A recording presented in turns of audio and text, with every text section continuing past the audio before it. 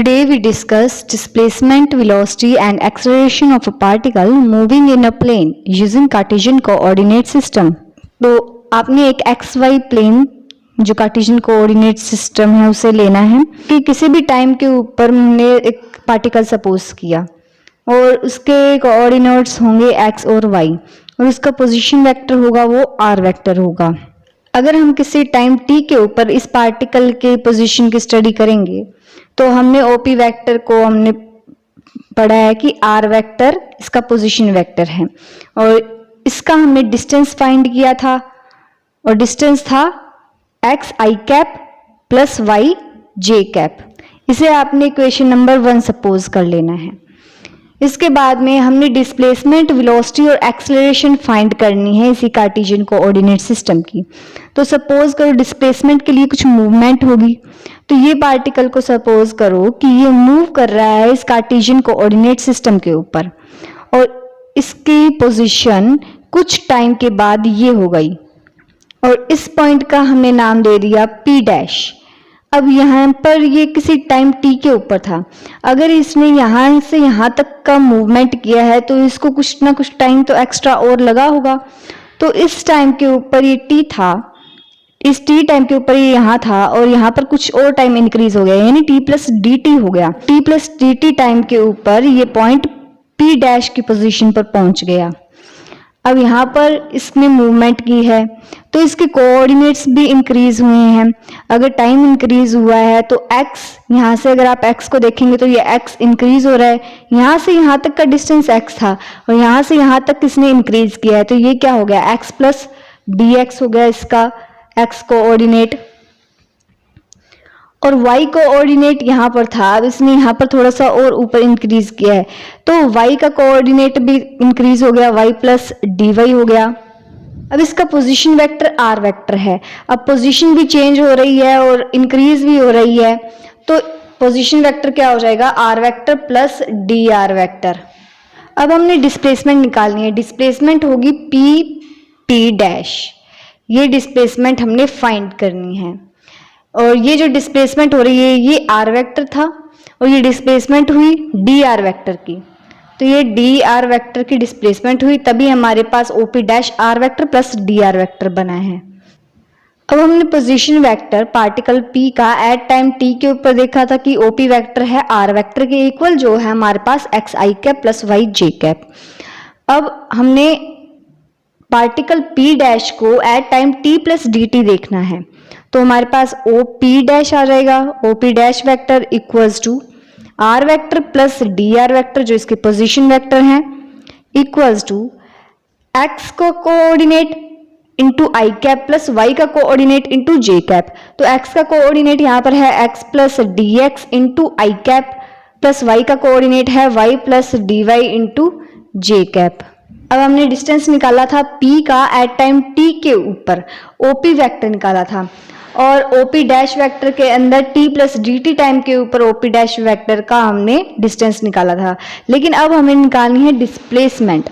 Displacement है p dash जो कि dt टाइम के बीच में, अब ये t टाइम के ऊपर अकर हो रहा था और ये t प्लस dt। अब हमने t प्लस dt नहीं निकालना, हमने सिर्फ dt टाइम के ऊपर निकालना है। मतलब ये जो डिस्प्लेसमेंट हो रही है p डैश के बीच का ये जो डिस्प्लेसमेंट है हमने इसे फाइंड करना है डिस्प्लेसमेंट के अंदर। तो हमें फाइंड करना है dr वेक्टर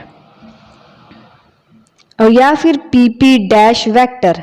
तो pp डैश वेक्टर हमें निकालना है तो इसके लिए हम triangles law of vector addition use करेंगे और इसके अंदर हम ट्रायंगल लेंगे OPP dash. So in triangle OPP dash applying triangles law of vector addition हमें क्या पता चलता है कि OP डैश, इसकी लेंथ से ही पता चल रहा है कि ये लेंथ लंबी है। तो जो भी ट्राइंगल के अंदर लेंथ ज्यादा होती है उसे हम हाइपोटेन्यूज मानते हैं और उसके सामने ऑपोजिट साइड वाली लाइन को हम परपेंडिकुलर मानते हैं और ये जो है ये OP हमारा बेस बन जाएगा। तो अब यहाँ से हम triangles law of vector addition लगा सकते हैं। तो हमारे पास आ जाएगा hypotenuse that is OP dash equals to PP dash vector plus OP vector। अब यहाँ से हमारे पास PP डैश आ जाएगा। अगर मैं OP वेक्टर को OP डैश वेक्टर में से माइनस कर दूंगी तो हमारे पास PP डैश वेक्टर आ जाएगा। हमारे पास आ जाएगा PP dash vector equals to OP dash vector minus OP vector. अब यहाँ पर हम इनके पोजीशन वेक्टर्स लिखेंगे। तो यहाँ पर PP डैश वेक्टर आ जाएगा हमारे पास DR vector, OP dash vector आ जाएगा हमारे पास R vector plus DR vector और OP वेक्टर आ जाएगा R वेक्टर। इनके हम पोजीशन वेक्टर फिल आउट करेंगे। पोजीशन वेक्टर्स फिल आउट करने के बाद हमारे पास आ जाएंगे DR vector equals to R vector plus DR vector in bracket minus R vector. हमने DR वेक्टर निकालना है। R vector plus DR vector की वैल्यू फिल कर देंगे जो है x plus dx i cap plus y plus dy j cap minus R vector की value fill कर देंगे x i cap plus y j cap. अब इन ब्रैकेट्स को हम खोल देंगे।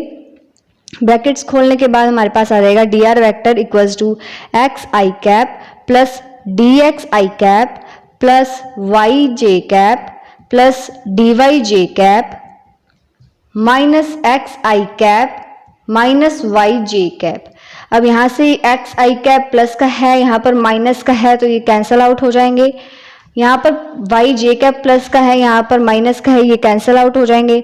हमारे पास बच गया dr vector equals to dx i cap plus dy j cap.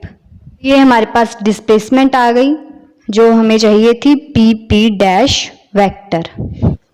In terms का मीनिंग देख लेते हैं। dr वेक्टर हमारे पास है displacement of particle from P to P dash in time dt, तो PP डैश हमारा डिस्प्लेसमेंट है एट टाइम dt और dx i कैप है हमारा x component of displacement covered by dt time along x axis.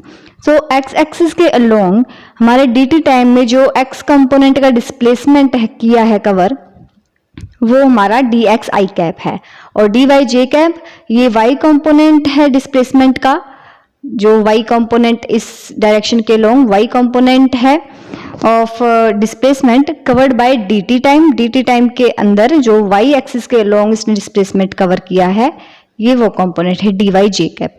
अब magnitude देख लेते हैं।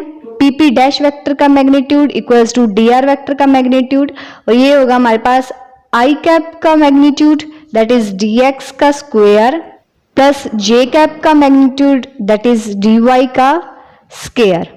सो ये हमारा डिस्प्लेसमेंट है इन कार्टेशियन कोऑर्डिनेट सिस्टम। अब हम वेलोसिटी देख लेते हैं। In Cartesian coordinate system. तो हमें पता है कि velocity equals to distance upon time that is dr vector upon dt। इसे हम इक्वेशन नंबर B मान लेते हैं और हमें पता है, अभी हम निकाल कर आए हैं dr वेक्टर की value that is dx i cap plus dy j cap. आप इस इक्वेशन को लेकर चलेंगे तो इसके लिए आपको इस इक्वेशन को बोथ साइड पर dt से डिवाइड करना है। डिवाइड करने के बाद आपके पास आ जाएगा dr vector upon dt equals to dx upon dt i cap plus dy upon dt j cap. और आप यहाँ से देख सकते हो dr वेक्टर अपॉन dt, ये एज इन इक्वेशन B दिया हुआ है कि dr वेक्टर अपॉन dt हमारे पास v है, तो v vector equals to dx upon dt को आप x डॉट से डिनोट कर सकते हो। इसका मतलब है first derivation of x with respect to t, x dot i cap plus y dot j cap आपके पास वेलोसिटी आ जाएगी। अब यहाँ पर x डॉट का मतलब है कि x वेलोसिटी का x कंपोनेंट है अलोंग x एक्सिस और y डॉट का मतलब है कि y कंपोनेंट है वेलोसिटी का अलोंग y एक्सिस। अब मैग्नीट्यूड की बात कर लेते हैं। तो velocity in Cartesian coordinate system velocity का मैग्नीट्यूड होगा v vector in magnitude equals to velocity that is equal to i cap का मैग्नीट्यूड x डॉट का square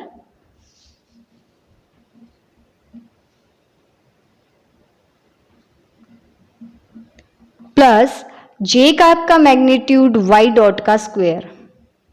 so this is magnitude of velocity.